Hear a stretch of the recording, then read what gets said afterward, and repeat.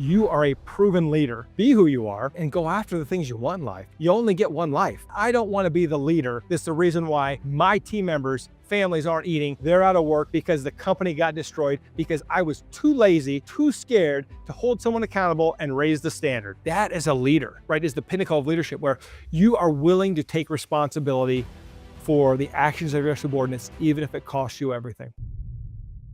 What if everything you know about building a high-performance team is missing a crucial element? The answer may lie with leaders who have already proven themselves in the most challenging conditions imaginable. My guest today has an extraordinary perspective on leadership. As both a military commander and the founder of a highly successful law firm, he's discovered how military principles can transform business performance. Welcome to another episode of the Learn It All podcast, the show for today's leaders who want to get ahead and stay ahead because we believe that great leaders aren't born or made, they are constantly in the making. I'm your host, Damon Lemby, two-time best-selling author and CEO of Learn It, a live learning platform that has helped upskill over 2 million people in the past 3 decades. Today, I'll be talking with John Barry about why veterans are America's greatest untapped resource and how their leadership skills can give any organization a competitive edge. I'll be asking him to share his insights on building accountability through objective metrics, fostering healthy competition while maintaining humanity, and how to scale an organization by developing better leaders. You've called veterans America's greatest resource. Why is hiring them so critical for business, and what is the competitive advantage they bring? The lesson I learned is that if you want to build something great, you don't start with culture. You start with brand as the foundation, and then you build the culture on top of the brand. And so the veterans already understand the brand, right? If you want to be a veteran culture, a military culture, not militant, but military, meaning you want strong leaders who take responsibility, take the initiative, and come with leadership experience included, then we go ahead and brand ourselves as we are a veteran-led organization.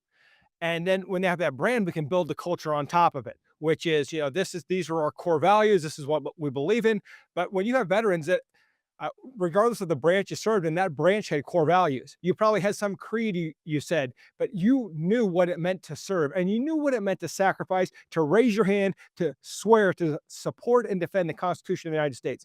So when I can get veterans on the team, it's a game changer because they assimilate to the culture so much more rapidly than their civilian counterparts because they understand the brand and they understand what's coming and they understand high standards. So veterans are America's greatest resource because not only are they selfless individuals who swore that solemn oath, but they have real leadership experience. They didn't read some silly book or go to some college course on leadership. I met this idiot with a master's degree in leadership. He couldn't lead us. He couldn't lead his way out of a paper bag. He couldn't even lead himself. And I think, gosh, what a waste. I can't believe you spent 2 years getting a master's degree in leadership. You know nothing about leadership. And yet I can go to our private who has never been to college, got a GED, go in there and he can lead. But this guy who has a master's degree in leadership, he can't lead anything. There's no substitute for real world experience and getting in, rolling your sleeves and doing things. And we talked a little bit backstage that, we're similar in a sense, me and you, in a sense, you're from military. I'm really from college sports and athletic education. And we've both written books. You got a great book out called Veteran Led, which came out in November, a couple months ago. So talk about building things. You've built a thriving 8-figure business while juggling the demands of a family. You're trying cases, you're leading a team. What made you decide that right now is the right time to write a book? Yeah, so actually, it was a lot worse before it got better. I came off of active duty, went to law school, and then shortly after, I was a company commander and a lawyer, and I couldn't do both, right? Just couldn't juggle both. And I went to my battalion commander and said, "Sir, I can't do both. I think it might be time for me to resign my commission. This has been great. I had a great active duty experience, federal tuition assistance paid for my law school, and I really enjoyed being a company commander. And I thought that would be a great experience to run my father's law firm." And he said, "Oh, John, don't worry about that. You're deploying with your company to Iraq in about 6 months, so you won't have to do both. Don't worry about it." And so I deployed and I came back. And one of the biggest mistakes I made was we downsized the firm before I left. We should have expanded it, right? So I came back and started rebuilding, and I was still serving in the Nebraska National Guard. I ended up becoming a battalion commander and running the Warrant Officer Candidate School, where I was leading remotely. I had a full-time staff, but I was only there maybe 1 or 2 weekends a month, and then I would check in and call once a week. But other than that, I was completely, I wouldn't say completely out of the net. I had my AKO email and some other uh, communication opportunities, but it was really tough. And then I remember I get to about 40 years old, and I'm like, well, I've hit a lot of my career goals. I wanted to win so many jury trials. I wanted to become a battalion commander, a lieutenant colonel. All these things that I wanted, all of a sudden I'm starting to achieve them. And it's like, what's next? And so I decided I'm going to start growing the business. And before I just wanted to be a technician. I just wanted to be a great lawyer like my dad. My dad was a great lawyer, not a great businessman. And so I'm 40 years old, and I'm like, well, but I also have to think about, like I probably need to, get some financial stability here. I mean, I did not like having to worry about making payroll and that type of stuff. So, uh, and to be fair, my dad's era, it was law was a practice, not a business. And so I wanted to make sure I was taking care of my team, but I also, what I really what I thought about all the time from the Army was how much I loved being that brand new second lieutenant and had the best non-commissioned officers. And what I loved about it was I was part of a championship team. Now, you and I were both college athletes. Now, I was at William and Mary. I rode the bench. You actually played. You hit a home run in the College World Series in Rosenblatt. So you played more. But I know what it's like to be on a championship team, and I wanted to get back to that. So I started building that, and I was like, look, I'm gonna have champions.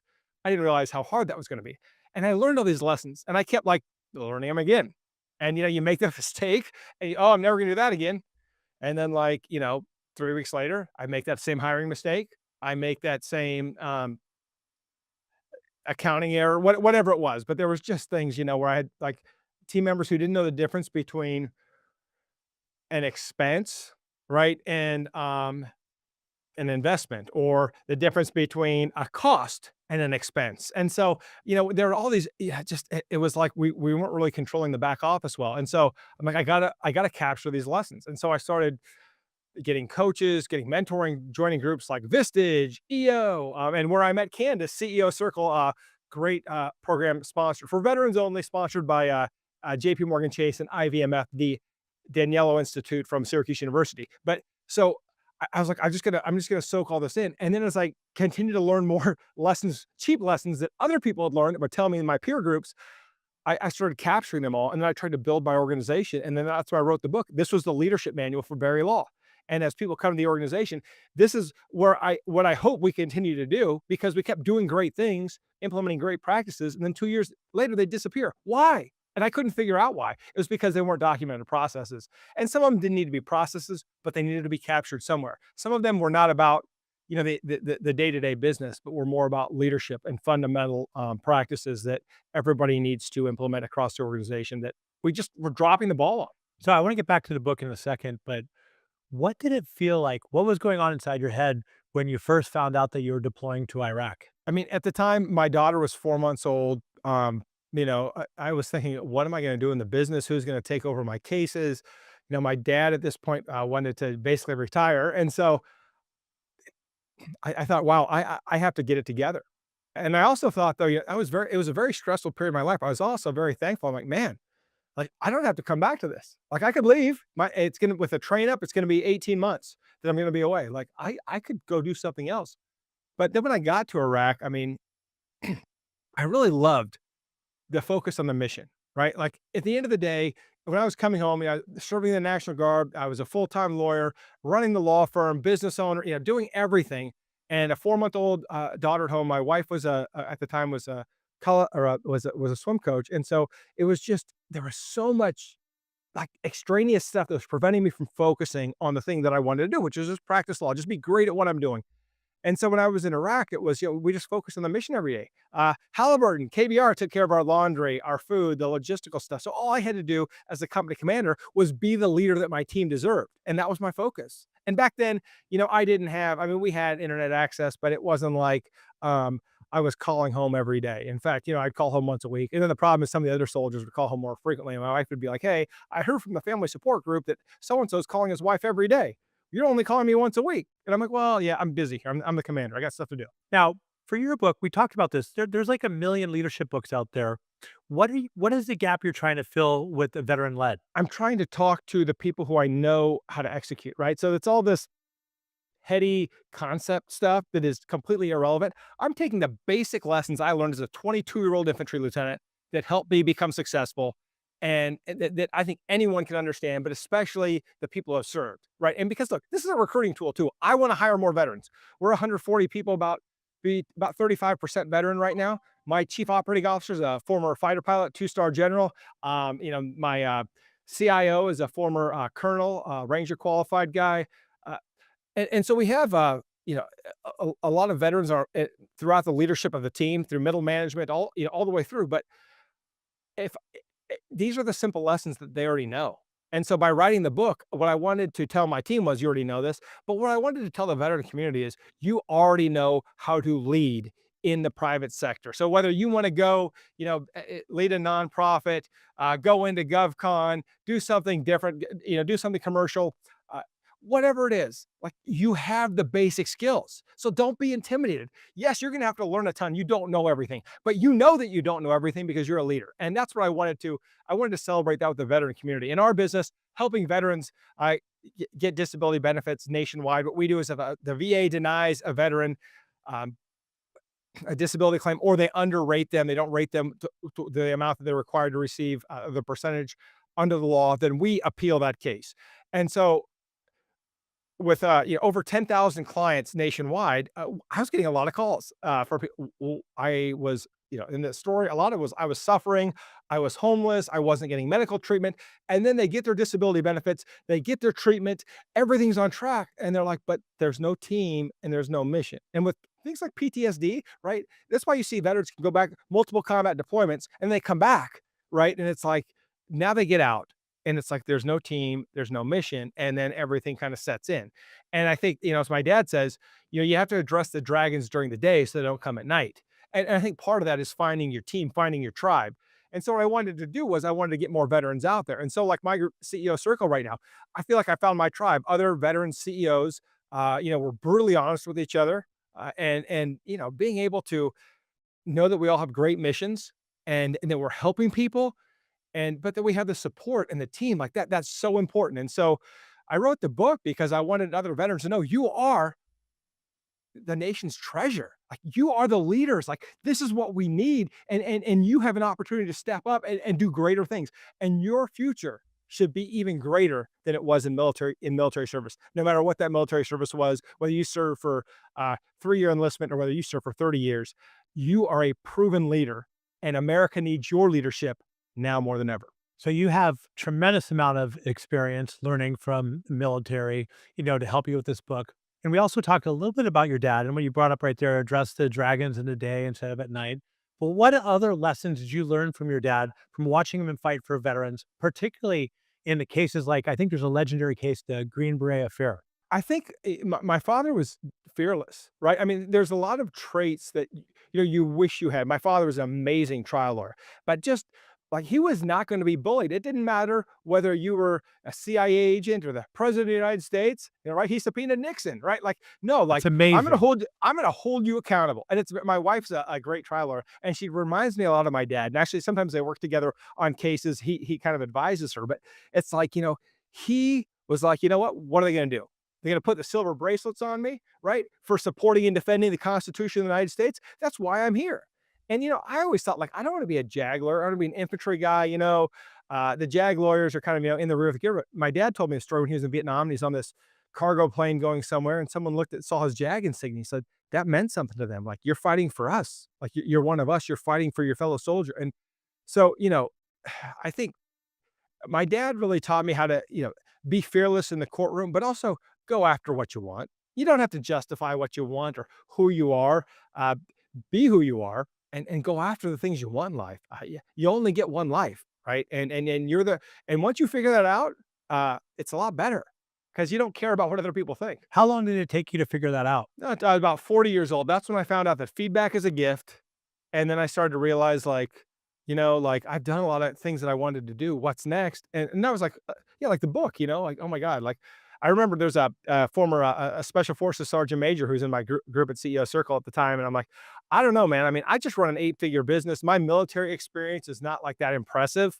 20 years between active duty and reserve component, but like a lot of people have done it. Like, what's so impressive about me? And he's like, you've done more than most. He's like, write the book. And so, when people you admire tell you to do it, people who have done hard things are like, dude, you've done enough. Write the book. And like, and they say, go, so what? What if people make fun of you? What if do you care? I'm like, well, not really. People make fun of me all the time, right? I mean, I really cut my teeth as a criminal defense lawyer, right? Where it's like, you know, you're fighting against the government, and your job is to be a zealous advocate for your client.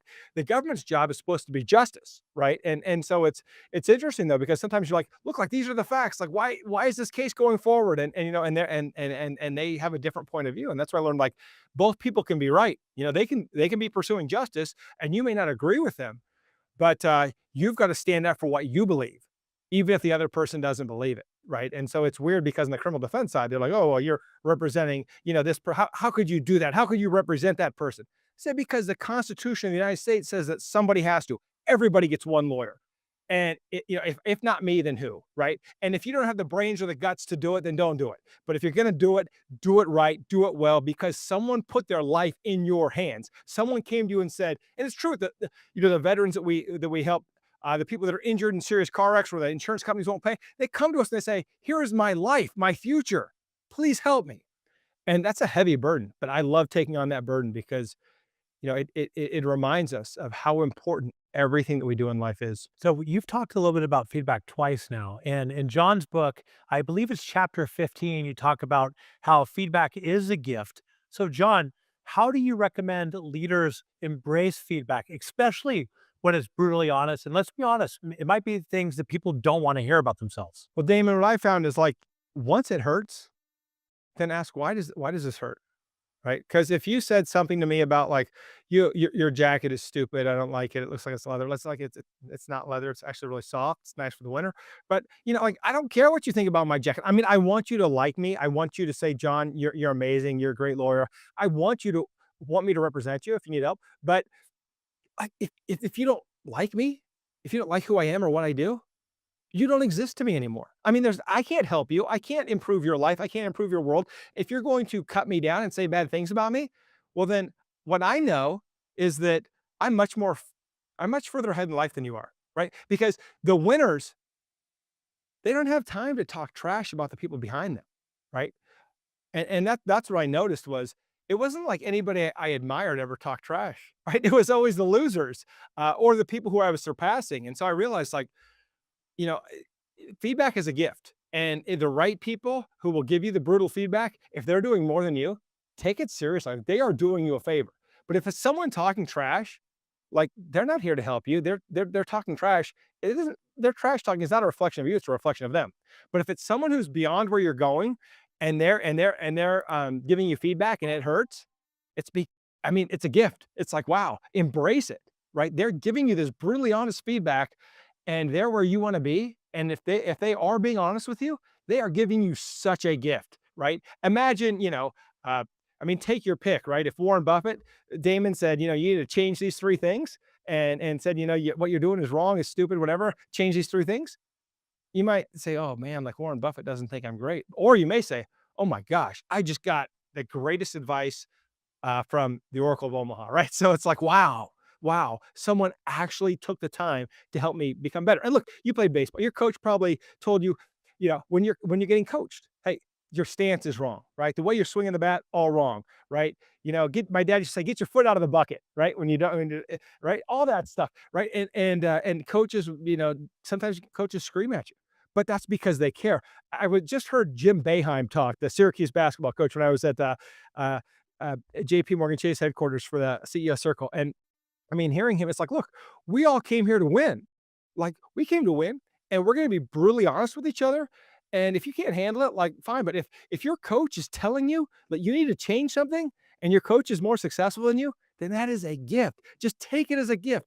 It's not personal. It's not about you. It's about your performance. So don't take it personally. And I think what I hear you saying here, John, which is really important, is look at feedback as a gift, like you mentioned. And I always think that feedback is a fuel for learning and growth, right? And as a leader, it's so critical that the way you receive feedback is that you model it in a way that you want your team to as well, right? Because if you jump down somebody's throat and you get defensive, then they're not going to give you feedback anymore. And they're also going to get defensive. And it also comes down to who's giving you the feedback. If it's somebody you really care about, maybe you weigh that more than somebody who you don't really care about what they're saying. But at the end of the day, I think if we want to grow and get better, we have to be great, like you're saying, as far as receiving feedback and doing something with it. Yeah, and I think, it's a really poor feedback when someone says, "Well, you suck." Okay, like, that's not helpful feedback, right? Like, okay, what do I suck at? What could I do? But, like, specific feedback is so much more important, right? If someone says, "Look, you look like a slob," okay, that doesn't help me. But if they say, "When you're on camera, you need to lean in about 15 degrees so it doesn't look like you have a gut," right? Like that's great helpful feedback. But if you just say, "I look like a slob," what is it? Like my jacket looks bad, I don't have my collar stays in, I didn't shave today. Like, why do I look like a slob, right? But if you can say specific feedback is, well, you're leaning back like a slouch and you need a haircut. I'm like, oh, okay. I need to make sure I get that done. So, like, specific feedback is a gift. But the more general feedback, if someone just gives you general hurtful feedback, they're just trying to hurt you. They're not trying to help you. And, for the leaders out there, it's also important to realize, back up feedback with facts or like you said, some specific examples. So that's great. One of the other really key leadership traits that I'd like you to share with us a little bit about in your book is situational awareness. So what is situational awareness? Yeah, so as a leader, right, you have to make decisions, but you don't make them in a vacuum. You have to understand the lens by which you observe your environment is crucial. And so if you don't understand what's going around you in your current operating environment, you're going to make bad decisions. So situational awareness is understanding what is happening in your environment right now and what is going to be happening tomorrow, right? And so in the military, we would say head on a swivel, right? You're always looking back and forth because you want to know what's going on. And when we would go into the field, we'd do this exercise that was called sills, right?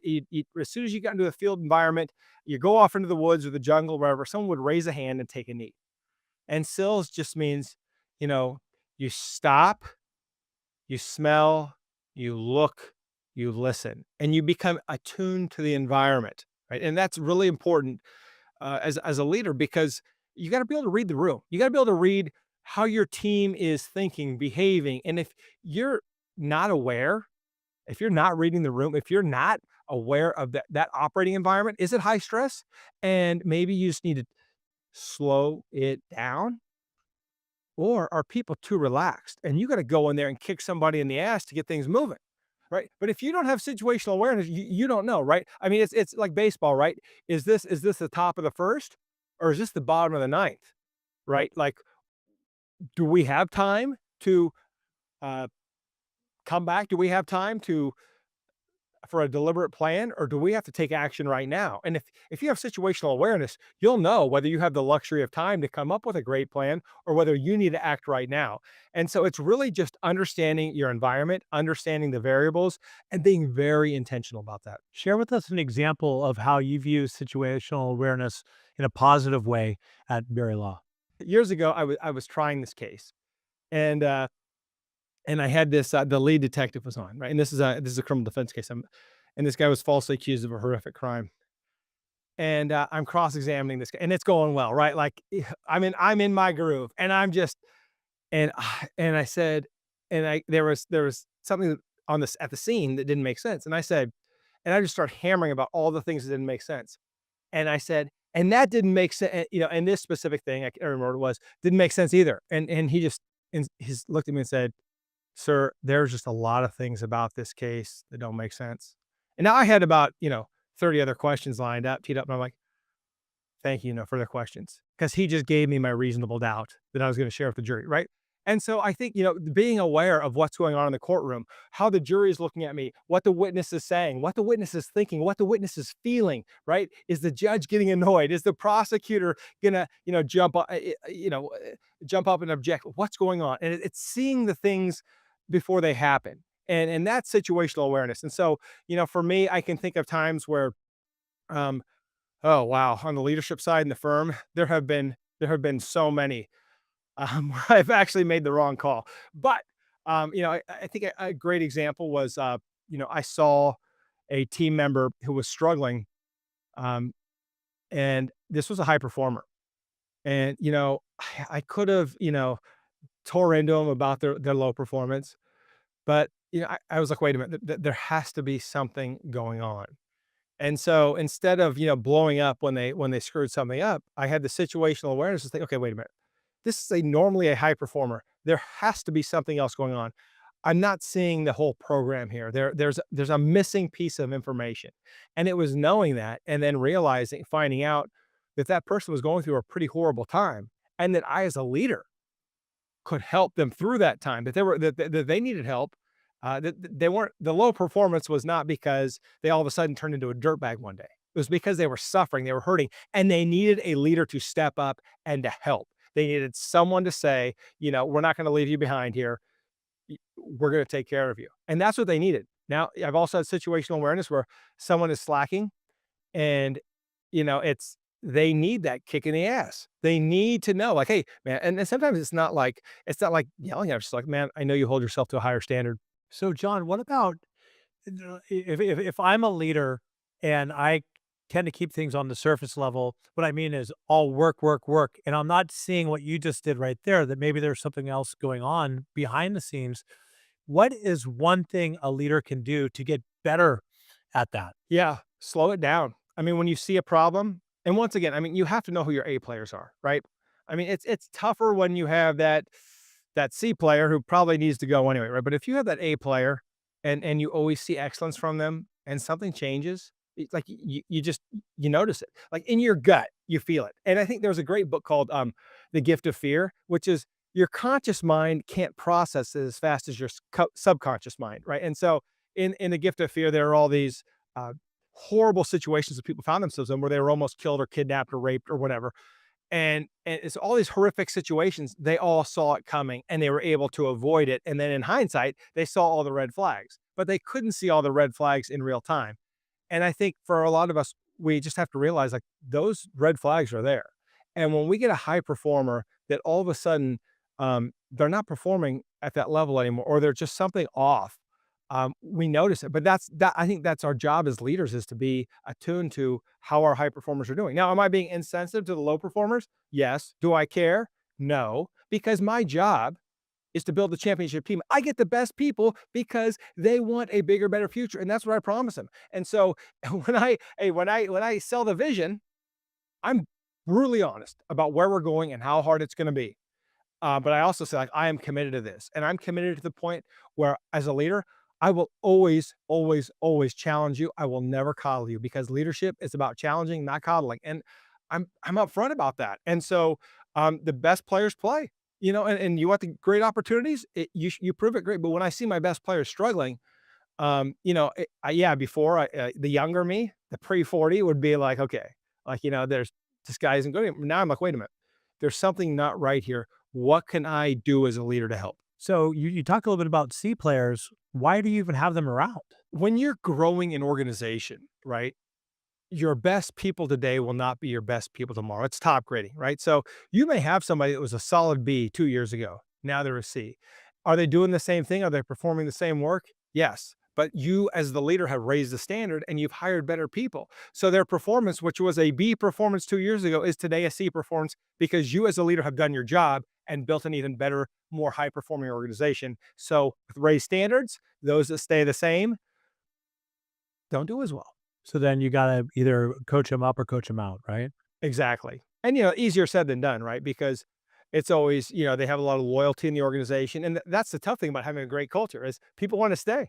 And it's, hey, you no longer have the skills or, you're not performing at that level. And I mean, that's the great thing is, if you would ask me, Damon, who my best team member is, I'd say, I haven't hired her yet. That's gonna Interesting. because as we grow in capability, it's like that's the person I'm gonna hire in the future. So even me, like I have to grow a lot as a leader to be good enough to run this organization. I mean, I will just tell you, we're an 8-figure company, we're 140 people. I will tell you that by the time we get to 9 figures and are, have 500 people, I'm not the right leader. I am not the right leader at that level. I'm going to need someone who does a little bit more of the corporate speak, does a little bit more of the coaching. For me, it's like, hey, like I want to be the tip of the spear. I want to go in there. I want to lead from the front. I want to lead by example. I am not the good, and that's my hope that the organization outgrows me and that I have to step down because I am no longer qualified. That is success. Someone I grew as much as I could, and now I don't have the skills to take it to the next level, and I don't want to develop those skills because that's just not who I am. And that happened in the military. I never wanted to be a full bird colonel. That's why I got as a lieutenant colonel because the full bird colonels were administrators. I don't want to be an administrator. I want to be a leader. I think what you're saying, I really appreciate it because not a lot of leaders understand that maybe that they're not capable of putting their ego aside and saying, "Hey, maybe if I want to get to this next step, I'm gonna have to bring other people in, either learn from them or turn it over to them and go from there." So I really appreciate you that you're not afraid to admit that because some won't. Now, you obviously really care about fostering a competitive culture, and you also talk about caring for your people. So how do you balance both? How do you have this really competitive culture, but not coddle people at the same time? Sweating and training, right? Hopefully prevents bleeding in combat. That's what they told us, right? That if you sweat in the train, you make your soldiers sweat when you train so that they don't bleed in combat or they don't bleed as much, right? And you reduce the risk. And so, there's this illusion of safety. People want safety. I heard some garbage from Simon Sinek talking about like safety, like, oh, there's this company and it was all about safety and everybody was happy. That's garbage. That safety is a lie. You can't make people safe. I cannot make my kids safe. I could probably put bubble wrap around them, but this is a violent, violent world, right? And at the end of the day, I do everything I can to protect my children. But can I make them safe so that they're safe at age 18? No, but I can make them smart and I can make them strong and I can make them resilient and I can make them relentless. And so I can give them all those tools so that when they go out into the mean world, they're going to live. Well, in business, it's the same way, right? AI is coming. It's already here. And if you don't have skills in AI, you're toast, right? I mean, I'm not saying you have to know prompt engineering, but you have to understand the capabilities. And that like it's like, you know, my job as the leader is just you know, to help my team survive, thrive, and dominate.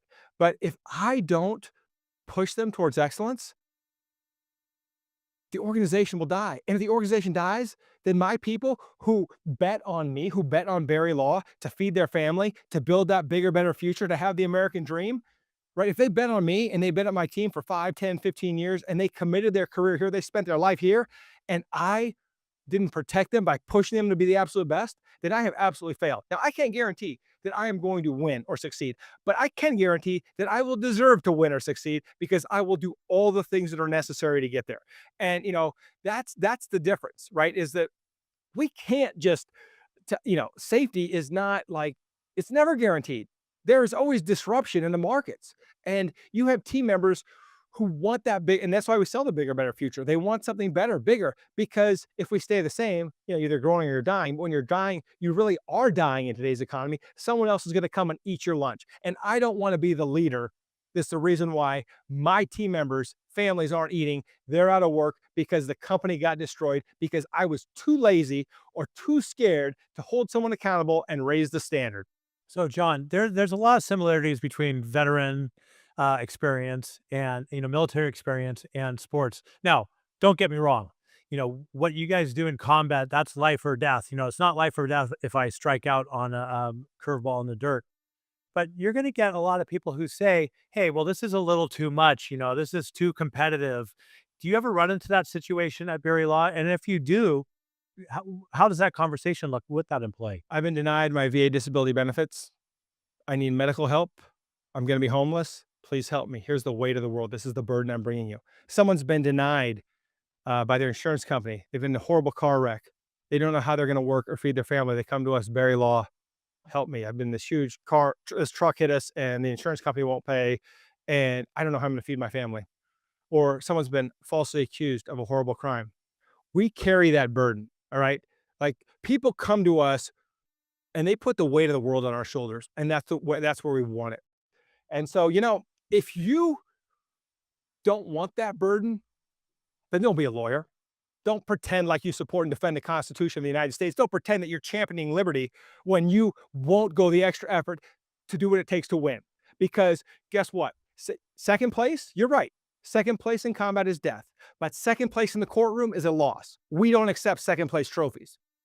So, yeah, is that intense? You bet it's intense. But when your life is on the line, I want to hire the lawyer that is intense, that doesn't give up, is not going to quit, and is highly competitive because it is a competition.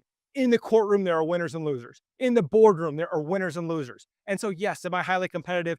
Absolutely. But that's because I love my team and I care about my clients. So let's just stick with this. One of the things you talk about in your book, which I'm a big fan of, but I love to hear you talk about it, is your scoreboard. Oh, yeah, man. I mean, I can't imagine. Oh my God. This is hell for me. You wake up every day and you go to work and you don't know whether you won or you lost.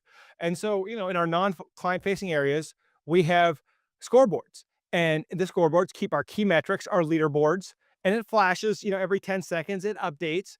And so everybody knows the score, everybody knows who's on the leaderboard. And look, like, my a couple times, like our data, like we love to say we have clean data, but it gets jacked up every now and then. And the leaders usually come in to my office and start screaming at me, like, "This can't be right. There's no way I did this. There's no way this person is the right." And so it's really like when they get competitive like that, I love it. But you know, I love being around competitors, right? And so I get it. That's not for everybody. And we certainly like I think a lot of people want to be in a competitive environment till they get there. I mean, look, like, people want to play college sports until it's 40 hours a week, right? And it's like, oh my God, I got to watch film. I got to go to the training room. I got to do all this extra practices. I got to do sprints. Like, man, I thought it was gonna be like high school. I thought I was just gonna, like show up for practice. No, man, it is tough. It's hard, but you know, that's what's rewarding in life. Like, that's what you own. That's what can never be taken away from you is your accomplishments, right? The things that you do. And so, that scoreboard, that leaderboard gives transparency that, hey, you won today. You know what? That one that new father or new mother can come home and at the dinner table say, you know what? I won today. I got there. I did this. And I want to give everybody that opportunity. It doesn't just have to end at sports, right? When you're done with high school or college or the professional level, like you can win every day. And that's a gift to give people, not the win. Don't give them the win. That's not a gift. The opportunity to win. And so if there's a scoreboard that you can see and all your peers can see and you can judge yourself and grade yourself, then there's no surprises at the end of the year. If you're getting terminated, you've seen the scoreboard, right? Or if you're, if you're wondering whether you're in line for promotion, right? It's like, well, are you one of the top members of the team? Well, it's objective, right? I hate organizations that the merit is based on subjectivity. I like objective, merit-based organizations where we're looking at the numbers, and the numbers they can be manipulated from time to time, but generally speaking, the numbers tell the story. I'm a leader. I'm listening to you speak, and I'm like, oh man, I should do a better job of holding people accountable. Having a scoreboard, but I can't go from 0 to 100 in 5 seconds, right? I can't just throw up 80-inch screens and right off the bat just put up everybody's numbers and start getting fired up at people. But what is one thing a leader can do tomorrow to start moving in that direction to keep their team more accountable? I would say throw up the scoreboard and go for it. Like, you're going to find out. That was the thing is, we lost a lot of people that first quarter, and that was good for the organization. Like, people say, I think in the HR world, oh, turnover is bad. No, that's not true. I've had to have, I think if you've been in business long enough, you're going to run into the time where you're going to realize like you let it go for too long, and then you've got to have the red wedding, right? And that's where it's kind of funny. I just had a 3 discs replaced. So I got a cut right across my, but it's like, hey, it's like you can't have these toxic people on the team. And if you don't do anything about it, like you're really failing everybody on the team. Like if you don't like let me put it this way. You tolerate a non-performer, okay? And you, Damon, are the leader, right? Your A player is tolerating that non-performer, and your A player wants nothing more than to be successful. And every day they're coming home to their family complaining about, I had to pull the slack for Jimmy again today, pay the slack for Jimmy again today because Damon won't do anything about it.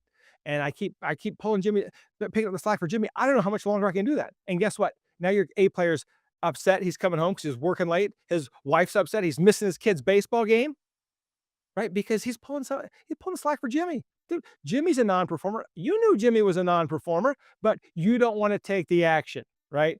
And I'm not saying that it needs to be a public execution. And I do believe also that if a team member is going to leave the organization, it should be done with dignity and class. They should be a proud alumni of your team because, quite frankly, they may have spent years at your team, and you pay them a severance that shows your appreciation, and you make them feel valued. You may even have a party for them when they leave. But how we offboard people says a lot about our culture. But the option is never to not offboard. And because I've had that conversation so many times. Well, where they knew for months that they were underperforming. They were miserable. They felt terrible. They felt guilty. They still should have took the paycheck, but they would say, well, I'm like, and they're like, yeah, I knew this was coming, and I've been miserable, and for me, it's like if it's not going to work out, it may be me, it may be my leadership style, it may be my organization. Let me help you be successful somewhere else. I owe that to you. And when I have team members leave, I want to set them up for success. I want to, get them. I will write them letters of recommendation. I will try to set them up for interviews and places where I think they might be successful. I'll ask them where they want to work, and I'll reach out to my network to try to help them because when someone leaves, right? And I mean, we say, red wedding, you got, but it doesn't have to be like a bad thing. Like, it doesn't have to be a negative experience. It doesn't have to be painful. If it's not working out, then chances are they're ready to move on. You just can't give them the uncertainty, right? And if you're going to do that, you have to say, look, I've got bad news. This isn't going to work out. Here's what we're going to do. Here's how we're going to take care of this moving forward, as opposed to like letting them, well, I don't know. They show up the next day wondering if they still have a job. It's like, no, let's I want you to be successful. Your skills are not the skills that we need here. Let's help you get to somewhere where you can be successful, somewhere where you can contribute. Because look, there's nothing worse than I think being in a job where you either feel like you're not being challenged or worse, you're not contributing. And you're that. I mean, look, you probably had that player on your baseball team, right? The guy that, you know, probably shouldn't have been on the team. Somehow they let him hang out, play, but you knew that, that he wasn't ever going to be great, and he wasn't really happy on the team. But he liked the idea of being on the team, but he just was never going to be a high performer. And look, one of the most painful things for me when I got injured in college was I was going to have to quit playing college football. I rode the bench and I wasn't good anyway. But that was a dream, and I had to give up on that dream. I didn't have to, but it really hurt me to quit.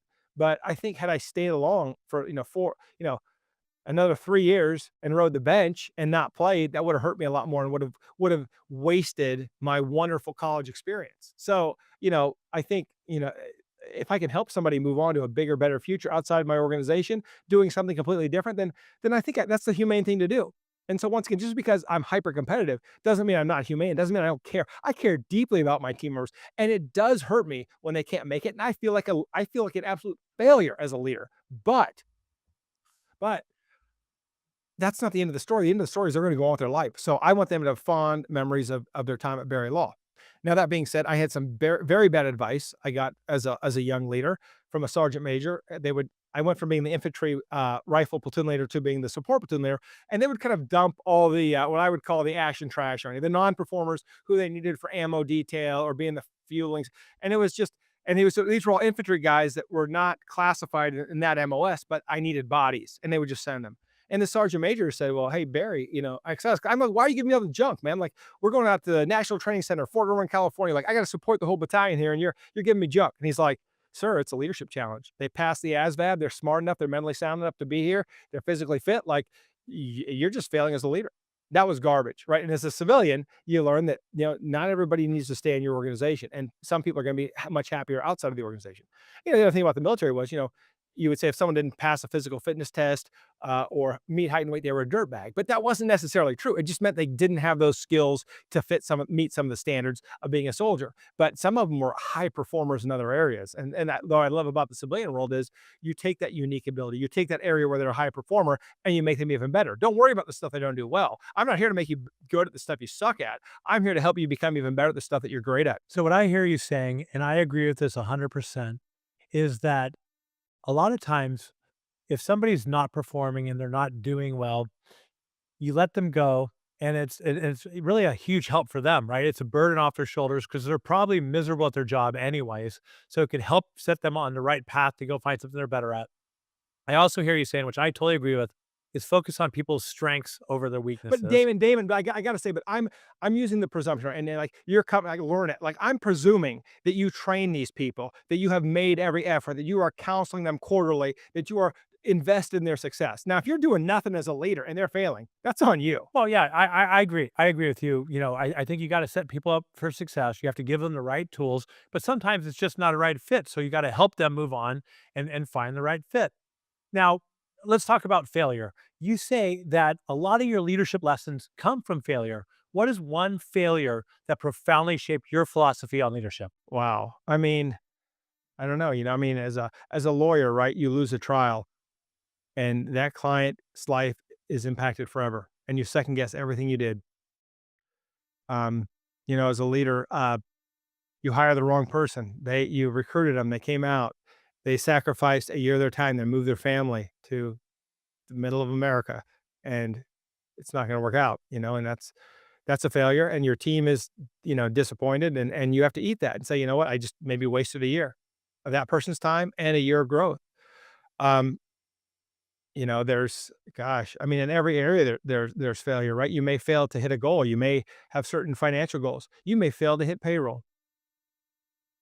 You may fail, and I've been there, right? And you may fail to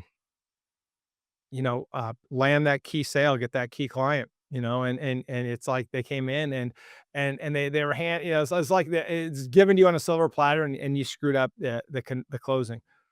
I've done all those things, hired the wrong leader, kept the wrong people, and that's why I am the way I am, is because I've made those mistakes and I have suffered because I just thought I'm a crappy leader. Like I can help this person, I can solve. Then 2 years later, they're still on the team, they're not performing, everybody's miserable, they're toxic, and it's affecting the entire organization. So I mean, wow, the number of failures, like give me a day. The great thing is, I used to stay up all night and make a $10,000 mistake. Now I don't even lose sleep over it. Now I want to be able to make the $10 million mistake and not worry about it. That's when I know I've arrived, right? So I'm a leader and I'm listening to you speak about failures and you're saying, and I'm saying to myself, I've made a lot of these failures myself. What advice do you have from them to turn that failure into a positive? How do they?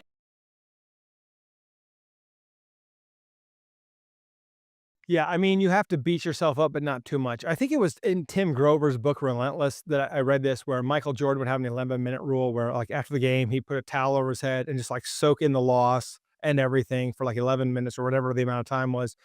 And then after that, it's okay. Here's a lesson. Let's move forward.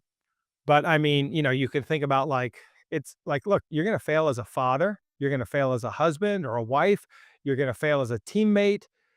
It's going to happen. It's going to happen over and over and over again. And you want to take the lesson, but you don't want to carry the baggage. You don't want to like, you want to keep swinging the bat, right? So you can't just say, oh my gosh, I can't do that again. No, you have to say, okay, I made a poor choice. Good decisions equal success. What do bad decisions equal? Usually that's failure. And you're gonna fail, but you learn from it, you fail forward, but it's how you react around it because your team's gonna see you when you fail. Like, are you gonna go cry? You gonna go disappear for the day? Or are you gonna stand up and say, you know what, and own it and say, you know what, this is on me. I failed. This is why I failed. This is the lesson I learned. Now we're gonna move forward. And we'll probably fail again and again and again. But it all feels like failing in the middle, like until it's done. Like, so many examples of where I'd wake up like day after day, like, oh my gosh, like another day, like, are we going to get through this? And then bam, it's done.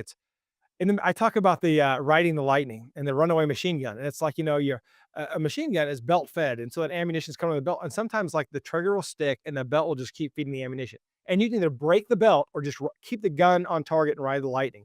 And so when that success comes, it comes so fast and so violently that it's like sometimes, you've been so scared about the failures, right? And you've been so beat up by them that when the success comes, it comes so fast and so hard that you almost get intimidated by it. It's almost like I wasn't ready for it. But this is your vision. And if you as a leader can't follow through with that vision when that runaway success comes, then everything you said is garbage. Right. So you've got to be able to live that vision and the opportunity will come. And the problem is you fail, fail, fail, fail, then boom, huge success. And it's like, whoa, like I can't even believe this is happening. And it happens so quickly. And then all of a sudden you're like, I mean, I can, like I said, I can think of all those like potentially career-ending moments, right? And like there's too many of them to list, right? Where just something went horribly wrong, and it may not have even been my fault, but I was the leader, and as the leader, I was responsible for it. And and I remember those moments, and a lot of them I attribute to like either we didn't have good processes in place, or I didn't have the right team, or I didn't hold people accountable. And every time I have almost felt like I was gonna lose everything, it was because I failed to either hold myself accountable or hold the team accountable, and I let things slide. I lowered the standard. And I think what you said right there is super important is, I've done 100 episodes on this podcast, just like you have on your great show, Veteran Led. And I've never come across a great leader who doesn't take accountability and plays a victim role. There's nothing worse, in my opinion, than a leader who plays a victim role. And you talk about it in your book, how it's important, though, for leaders to be open about their failures and talk about it, right? Well, yeah, because your team's gonna fail, right? Like, sometimes they only see you as like, "Oh my gosh, you've done these amazing things," and I think, like, people love to hear from this it's interesting, right? Like, people love to hear from the stage, and they love to hear in podcasts about your failure, but, like, you talk to people one-on-one, they see you're human, and they see your frailty, and they're like, "Oh, man, like, this guy's not this isn't a deity here, this is just some normal dude, like, what I don't wanna hang out with him," right? But so I think we get to the point where, our team members have to know that, like, it's okay, like, they're gonna fail, and I remember when I first became that went from being that line infantry platoon leader, being the support platoon leader, and the Bravo company commander said, "Bro, I was a support platoon leader when I was, at my last unit and before I got promoted to captain, and man, like I failed. Oh, you're gonna fail so much stuff. And then I'm like, yeah, whatever. And like I was a young, cocky, kid in my early 20s, and I'm yeah, whatever, man, because you suck. And then, 2 months later, I'm at the National Training Center and I get the whole, the log pack, the logistic support. I get it lost. I get it stuck in a mountain. I get the trucks break down. People don't eat. They don't get resupplied because I screwed up. Right. And it's like, so I think as a young leader, like, I wish, more of my commanders or bosses would have, instead of telling me like I'm gonna screw up, saying, "Hey man, like I screwed up. It's okay. Look, I'm still here." And I think, one of the best examples, and I think it's in the book, was I had this friend and we were getting ready to deploy to Bosnia, and he was running the range. His platoon sergeant had no sleep, coming on 2 days, and his platoon sergeant shot down an Apache longbow at the range next to it. So he went outside the range fan and shot it because, and the Apache was hot because the helicopters were doing a firing range. He could have killed somebody. Nobody died. But that battalion commander, who became a 3-star general, was called into the commanding general's office, and they were going to relieve him of command. He said, "Look, sir, like this isn't the lieutenant's fault. It's not the captain's fault. It's my fault. This is on me. I am the leader. And this is horrible, and I know we're supposed to deploy to Bosnia, in the next like 2 weeks or something." He's like, I understand that there are consequences for my action. They did not relieve that commander. But in that moment, because the company commander was called into the office as well, they saw it. That became his hero moment. He became a legend because Lieutenant General Brown's his name, but it was interesting. When I went to my battalion command school, he told that story, and I was like, "Oh yeah, I was there. I know that." And so, but what a great man! And I think that he that moment where he wasn't even at the range, it wasn't his fault, but he took ownership of it, and he knew it would probably cost him his career, but it didn't. It raised him to hero status. I think that as a leader, right, is the pinnacle of leadership where you are willing to take responsibility for the actions of your subordinates, even if it costs you everything. That's a wonderful, wonderful story. And so, as we start to wrap up here, what do you hope veterans and non veterans get from your book? Well, if you're a non-veteran, hire veterans. Like, don't be stupid. Like, this is the shortcut. I'm giving you the answer to the test here. You want a great business, you hire veterans. Now, are all veterans great? No. But on balance, they've got more real leadership skills than most civilians. Now, that being said, I love college athletes. I love veterans, farm kids with great work ethic, right? But for me, I hope that for non-veterans that read it, they understand like the value add they're getting when they hire veterans. And that this silly stigma that veterans are broken, right? And the mental health issues and all this stuff. It's like, you know what? Like everybody goes through trauma. Okay. The difference is our veterans are more resilient. And so the fact of the matter is you shouldn't look down on veterans as someone who is broken. I hate that stigma. It disgusts me. Yes, there are issues with suicide and post-traumatic stress disorder, but those are all, everything has a solution. And quite frankly, So if you're out there and your business is struggling and you don't have good leaders, that's because you haven't hired military veterans. Get some veterans on your team, put them in leadership positions, and watch your organization grow. Watch the accountability soar. You'll be impressed. For the the veterans that read it, and you have greatness inside you. You've already proven yourself. You have nothing left to prove, but you have a moral obligation at this point to continue to give back. The Army, Navy, Air Force, Marines, Space Force, they invested a ton of money in developing you as a leader. And, you've given back, you've made that sacrifice, you volunteered when 99.5% wouldn't. You're that half percent that volunteered, but you still have a lot more to give. And when you give, life has so much more meaning. Where do we find great veterans? Are there specific websites or recruiting agencies? Somebody listening to the show, they're like, I need to go out and find veterans. Where do you start? Wow. I mean, it depends on what you're looking for, right? I mean, I think you put the veteran preference in your hiring, you put it on your, you let people know that you have this preference. But I mean, there are a ton of great organizations out there. I think of like groups that are building leaders, like the Daniello Institute at Syracuse University, right? There's a lot of Warrior Rising. Oh, I mean, and then there's like the companies like JDog that are, hiring a veteran, franchise that are trying to hire veterans. And so you can find veterans that are working at, I think, veteran or military friendly organizations. You could also like, I love to hire military spouses because they know adversity as well. So I'll go to the bases, right, and be like, put up job ads. I want to hire a military spouse. But if you're near a military base, obviously that's where you can start to recruit, but also get involved in your veteran community. I mean, there are people in these service organizations, the American Legion, the DAV, the VFW. Uh, and then I would say your reserve component. And this is kind of one of the I've done a lot of stupid things. This is a smart thing. When I was recruiting for officers, when I ran the Officer Warrant Officer Candidate School, I was talking to this recruiter, and she had to recruit so many medical, dental, all these officers. And I was like, hey, look, like I get that you're trying to bring them in here, but like if any of these guys have like issue, like need employment, like this is the talent pool I'm looking for. And so I would go to military recruiters and say, hey, like I know you're bringing them into the military, but what about the ones that you're bringing in the guard or reserve that they have full time jobs? If they transfer here, are they going to have their jobs, their spouses? I'm very. There's a lot of great organizations out there, and probably if you would type in like hire vets, great organization. There's tons of organizations that hire veterans, but I think the question becomes like, how do you get veterans in your organization? That's really the key. And the interesting thing is, I haven't used any organizations to do that. I put it in my branding. I put it, we're aggressive about it. And you hire one veteran, they know who the stars are, and they want to bring those stars onto their team. So I would say, start with you want to build a culture with veterans. Start with one. Find a leader. Find the leader you admire most. I bet they served or they know a rock star that did. And I shouldn't say rock star because rock stars generally, are promiscuous and use drugs and alcohol. But I don't like that term. But I would say they know a superstar. And so if you know a great leader, chances are they know a great veteran leader, and that's just how we've done it. But I've been very intentional. I read bios, lawyers I hire. I am looking for lawyers that have military service. We like I said, we advertise for it, we promote it, but there are a lot of organizations that provide that opportunity, and can help you. But I would say if you're going to hire a recruiter, just put it in there that you're looking for a veteran. I think the biggest takeaways I got out of that, which is be intentional and start with one. And once you get one, they'll bring more and more and more. And I want to give a shout out to John Ritchie, who's a veteran I know who's fantastic, and his military spouse, Courtney Ritchie, who's worked for me for close to 15 years, I think. And I have to say that you're absolutely right.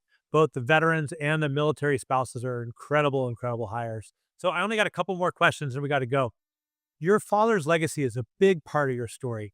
What has he said about your book? Yeah, I mean, he's proud of me. Now, my father's a much better writer than me, and he's published a book of poems. He's published those gallant men on trial in Vietnam. So my dad's proud of that. He's proud of the book. Uh, I didn't let him contribute to it because I just didn't want him to. It's your But book. he said, "Oh, I could have helped you." But no, he's very he's proud of that. But I think at the end of the day, um, I'm Army. I have a brother who's an Air Force doctor, another brother who served in the Navy, and my sister didn't serve, but he's very proud that we served, and I don't think I can write a book or do anything else that would make him more proud. If leaders fully embrace the principles in veteran led, What transformation do you see for the future of leadership? I mean, I see scalability based on right. The only way you scale is you build leaders, right? Leaders don't build followers; they build more leaders. So if you apply the principles and you'll stick to them, and you'll take the financial risk and take that investment in the hiring, then what you're going to see is those leaders are going to develop more leaders. And I have a great program. I call it Spear Tip, where I believe that your best leaders know where those other leaders are, and they want them on the team. And so for me, it's whether it's a lawyer, it's what is it? It's a $50,000 bonus. It's $25,000 bonus for a non-lawyer that if you bring them onto the team every year that they're there, you get a portion of it. So if you, Damon, if you brought a lawyer onto my team and you remember my team, I would have a hiring bonus for you of $10,000 every year that that person is on the team and that you're on the team. So it's a recruiting and retention bonus. And so long as that person stays for 5 years, you're going to get $50,000 for bringing on a great team member that you wanted on the team anyway. Now I vet these, I'm going to vet them, but chances I want to financially incentivize you to recruit the best, and you already know who the best players are. You know who you want on your team. If I give you a little bit of money, maybe you'll reach out to them, and maybe they'll be incentivized to stay because they don't want to leave if Damon's on the team. And if I leave, Damon's not going to get the 10 grand this year. So I do stuff like that to try to incentivize, recruiting and retention. But yeah, it starts with one. Like your best players know where the best players are and they want them on the team. So, John, I love your passion, and we've talked about everything about the importance of being competitive, accountability, hiring veterans, yeah, scoreboard, all that stuff. Where can our listeners connect with you? Sure. So if you want to learn more about our organization, go to berrylaw.com, berrylaw.com. We also on every social channel, veteran led is about me, but otherwise you can check Barry Law on most social channels. Our veteran specific website is ptsdlawyers.com. But yeah, look for veteran led, and it's John S. Barry. I'm on LinkedIn, and yeah, you can find me just about anywhere. If not, my social media team sucks. No, they don't. And they got everybody's got whether or not you're a veteran or not, you got to check out your podcast, Veteran Led. I've listened to a bunch of episodes. I thought it was great. So thank you, John. Now, listeners, do me a favor. If you haven't already, please rate and review on whatever platform you're listening to this or watching this. And I'd also want you to do me a favor. We all know veterans out there. So somebody that comes to mind, or a lot of people, I want you to text them this conversation with John and I, because I know they'll get value out of it. And until next time, everybody, stay curious, keep learning, have a great day. Take care. People don't care what you know unless they know that you care. And I would challenge people when I get asked to talk to companies, I take compensation aside, tell me how you show people you care about them.